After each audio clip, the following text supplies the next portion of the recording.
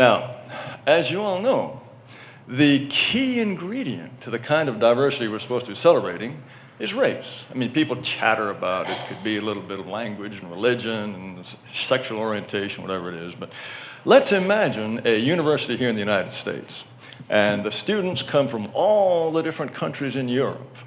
And you can study all kinds of different currents of thought. And they might be half women, half men. You might have handicapped students. You might have homosexual students. But you could never claim that such a university benefited from the strength of diversity, because they'd be all white. So whenever people are jabbering about how wonderful diversity is, they're talking about race.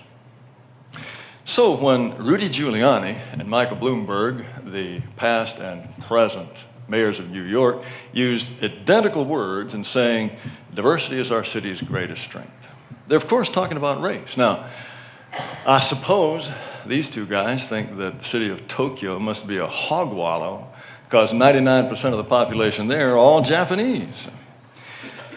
And of course, there's worse. Just about my favorite is General George Casey in 2007. He was commander of all the American forces in Iraq. And he says, I firmly believe that the strength of our army comes from our diversity.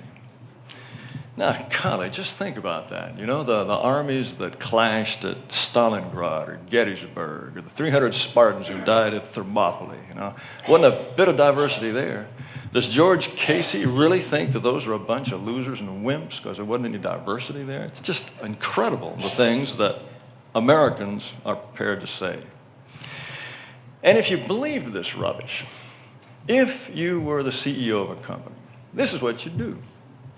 You'd take a couple of Hispanics and a couple of Asians and blacks, and maybe throw in a white man or two, and add a few nudists and Buddhists and fruit juice drinkers, and you'd stick them all in a room. In a couple of days, you'd have a cure for cancer, and the secrets of nuclear fusion would be all figured out due to the strengths of diversity.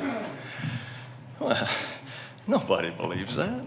Nobody believes that. Nobody acts on it. And as you know, in their private lives, Americans just scream and run the other direction in the face of diversity, which is why 95% of the churches in the United States, the congregation is at least 85% one race.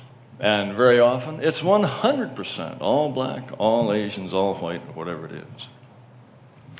And of course, my favorite test for diversity lovers is to ask them, well, can you name a single neighborhood that's majority non-white that you'd like to live in? Or can you name a single majority non-white school that you'd like to send your children to? Of course they can't. And then you just add, well, why is it a good thing then if the whole country becomes majority non-white? Well, I've never gotten a good answer on that.